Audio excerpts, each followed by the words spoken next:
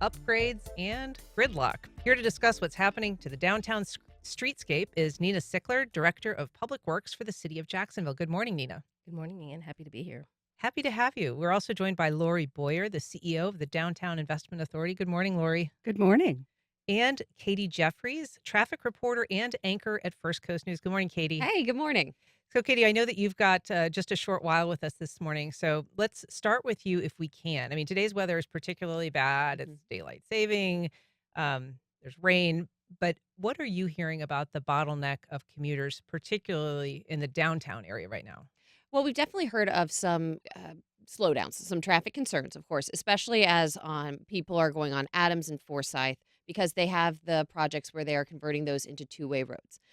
So we know people have been caught in some of the gridlock there. You have to keep in mind, last week you also had a southbound closure on the Acosta Bridge from 9:30 to 3:30 as they did maintenance work. And we heard from some people that that closure was backing up people trying to leave the downtown area, realizing they couldn't go southbound on the Acosta, then having to kind of reroute through downtown, which then added more traffic through downtown last week in particular.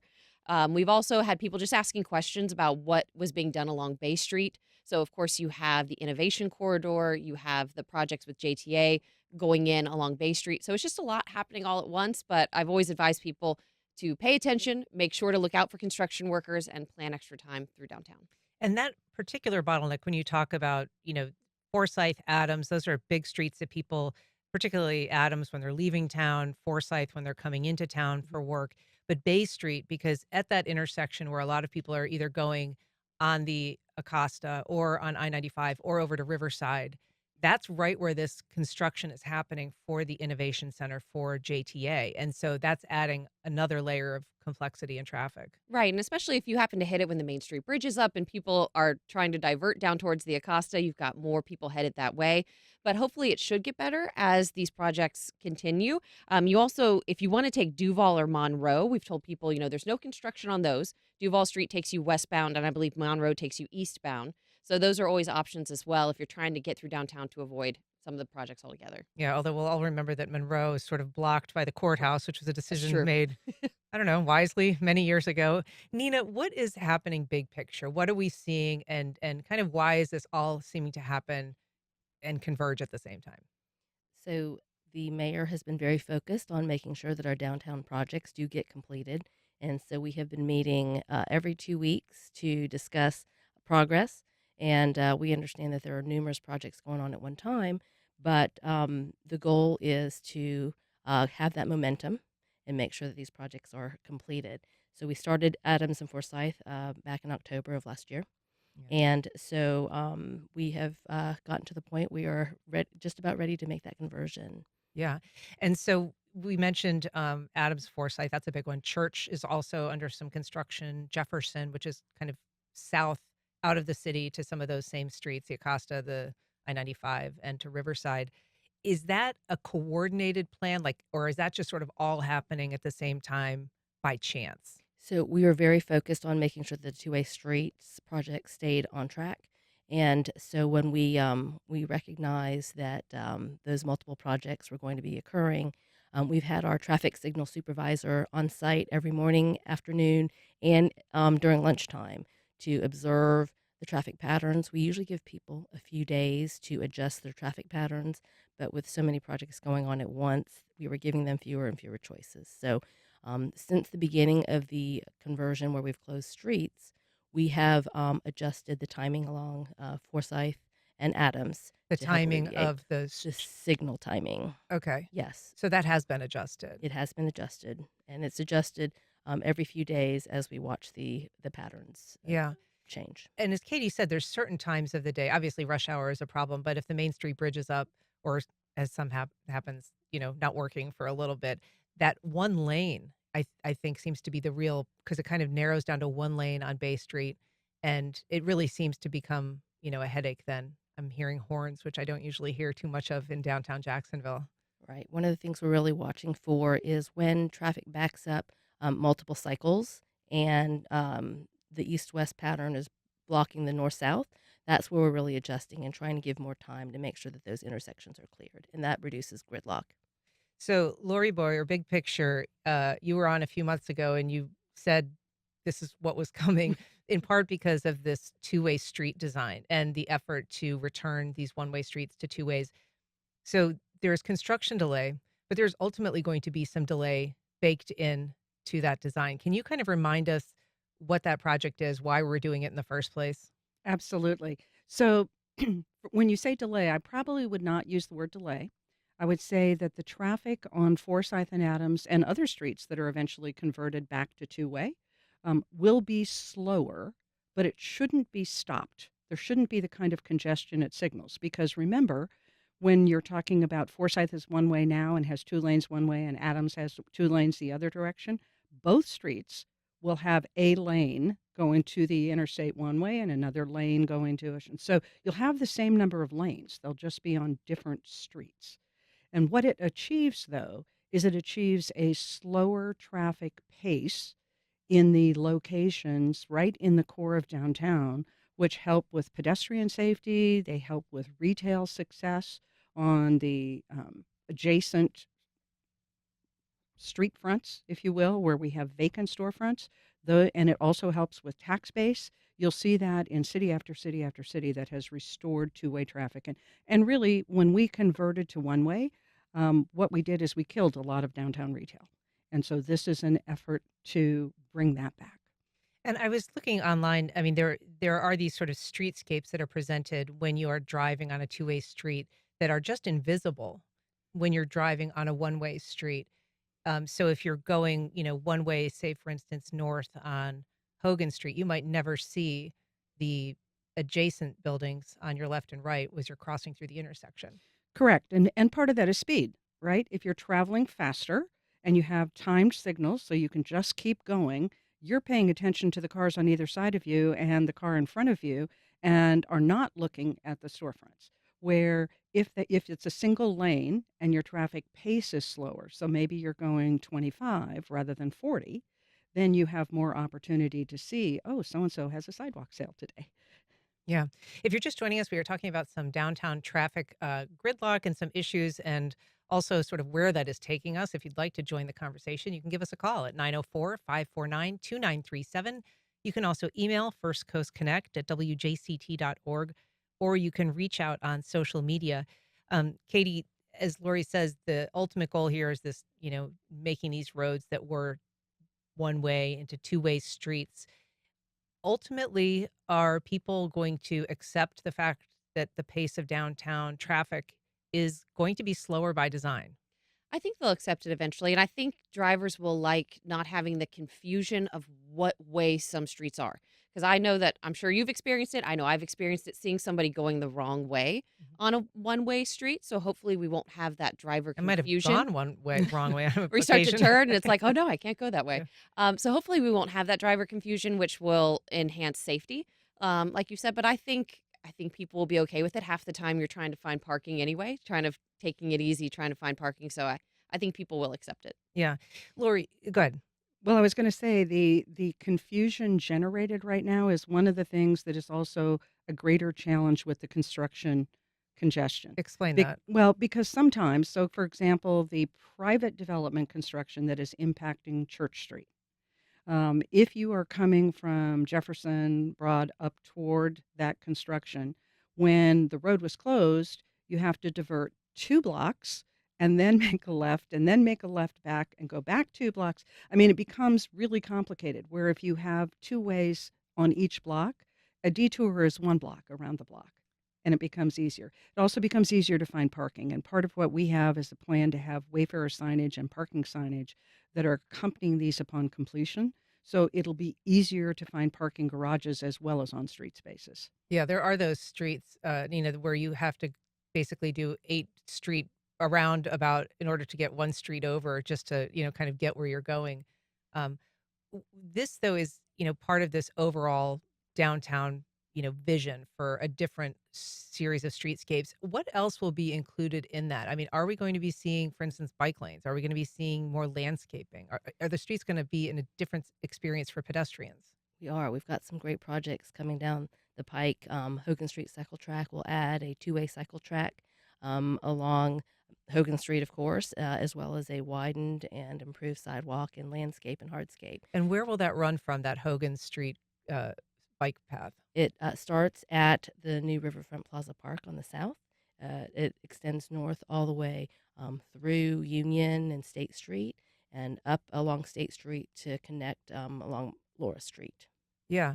And Lori, this project timeline, can you give us sort of a sense as to, um, I mean, when obviously it's underway. I mean, let's start with the simple stuff like Adams and Forsyth, two big streets. Do we have an idea of how long it's going to take to get those finished? Yes. And so let's talk about it in two phases. So the phase that is underway right now, which is impacting traffic and actually changing the direction of traffic, will be completed late this spring.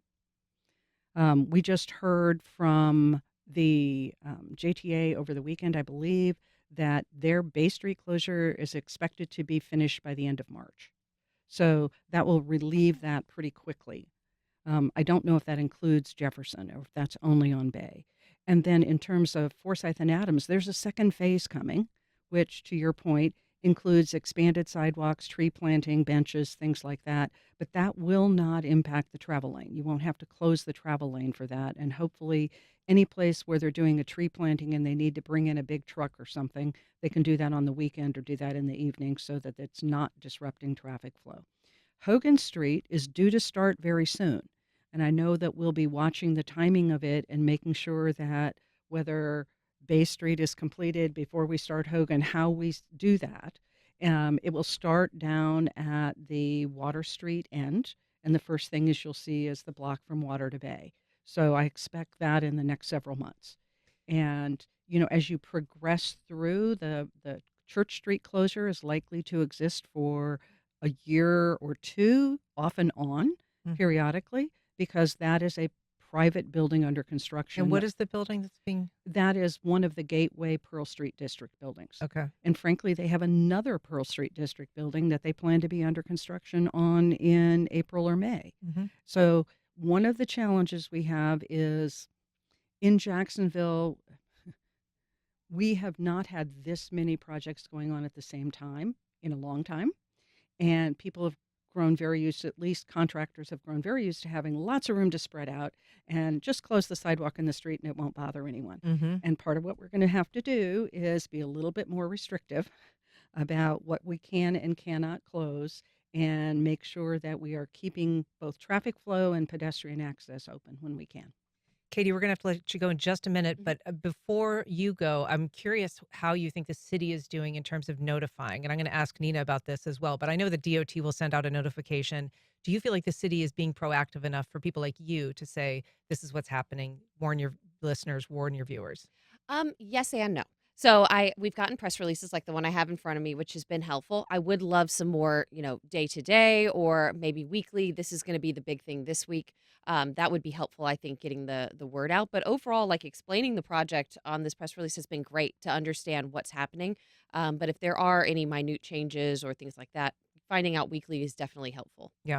All right. Well, thank you for being here, Katie. We know you've got to move on to another assignment today. Thank you so Appreciate it. much. Thank you for letting me Okay. be here. Yeah, it was a pleasure.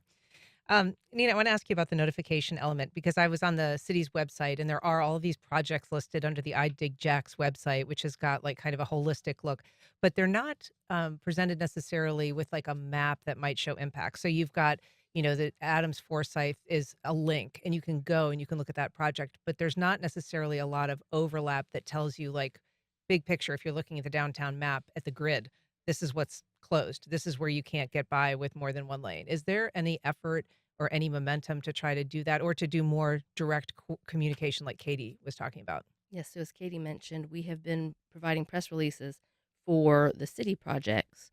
However, uh, as Lori mentioned, there's many development projects in other agencies. So what we will be doing over the next few weeks is developing a map that will show not only the city's CIP projects that are anticipating lane closures. That's the We're capital improvement project. Yes.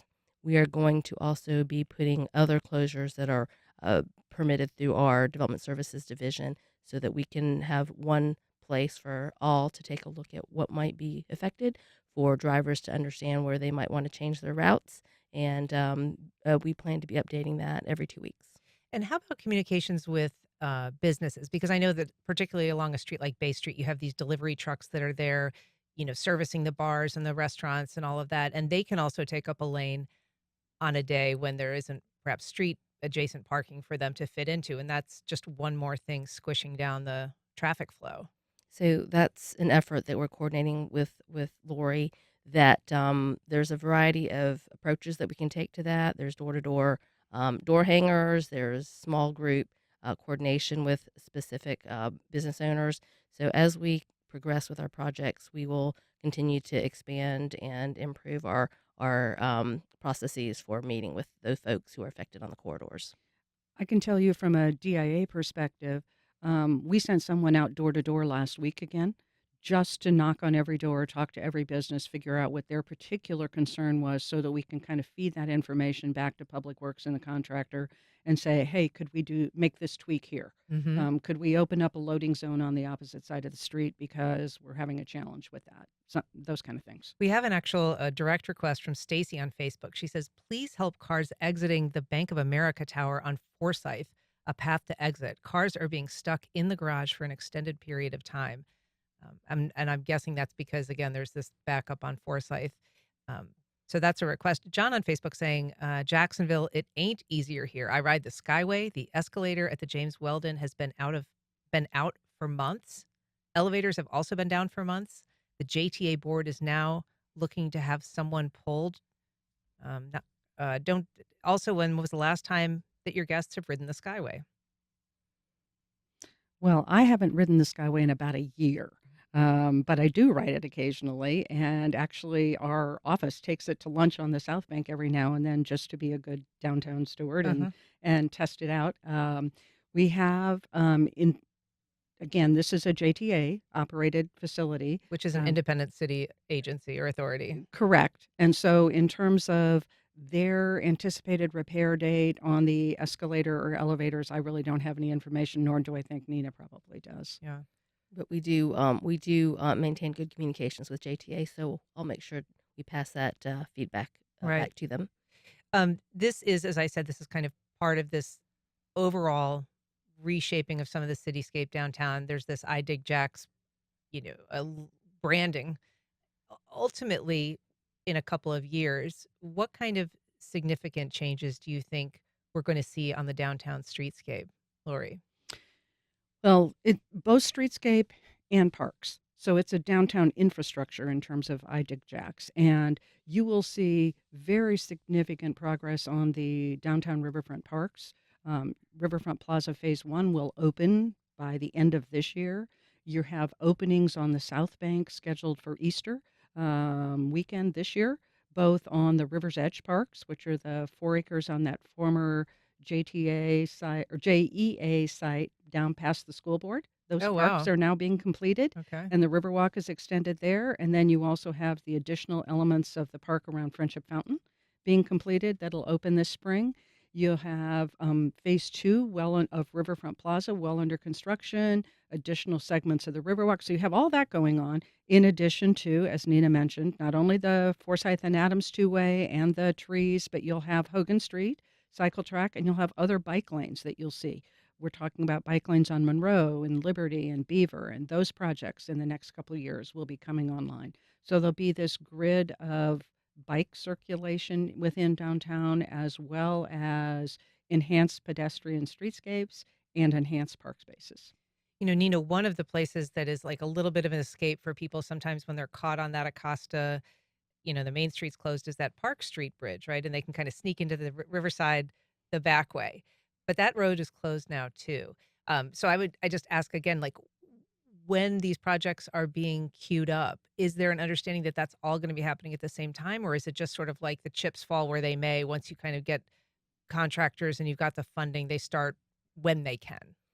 Our goal is to coordinate those closures. There are some things that occur, whether it's unexpected utilities or other challenges that may arise that shift some of the schedules, and then there's some overlap. So, but you'll see that, as Lori mentioned, Some of these are going the overlap is going to end fairly soon with work on Bay and Jefferson ending at the end of this month.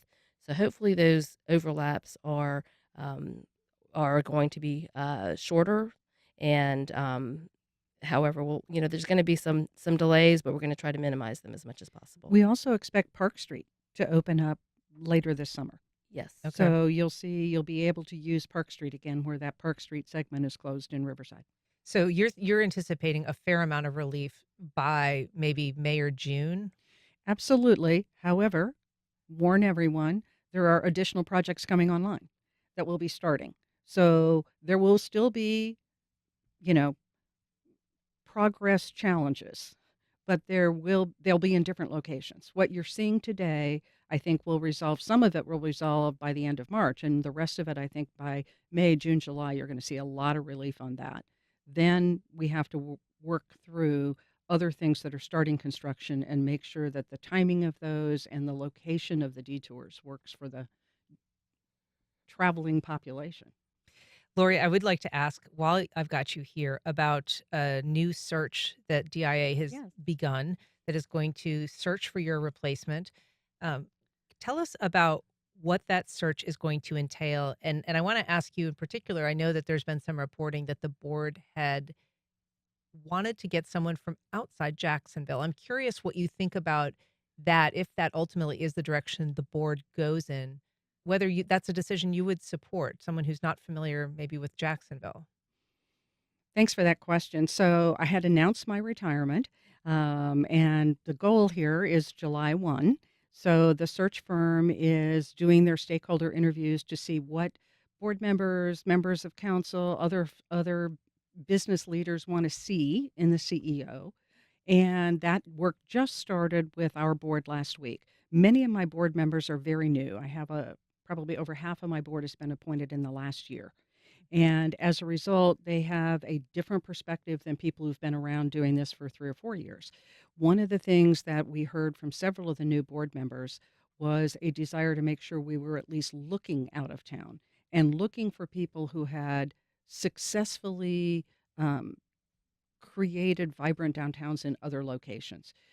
I know we have heard from city council members this desire to look at Charlotte and look at Nashville and look at some other cities that we aspire to be similar to. And one of the challenges is when we were talking to our consultant, both the pay range one would be facing if you were trying to hire someone away from those cities, and also just the likelihood of being able to recruit someone from there. So they were kind of tempering that. I would say some of my older board members, more seasoned board members, not older in age, would or experienced board members weren't necessarily as focused on someone outside of the state of Florida, for example, and thought there was real value to knowing how to interact with mayor's office and city council and JTA and everyone else and coordinate those activities. But I think that we've built a really good staff who can handle a lot of that if you do bring in someone who doesn't have that local experience, but perhaps has ideas of different ways to do things. Yeah. What do we know what's next for you after your Oh, retirement? we'll see what the future holds. All right. Well, we'll look forward to following up on that. Lori Boyer, Nina Sickler, thank you so much for being here. Really appreciate it. Thank you. And Thank drive you. safely.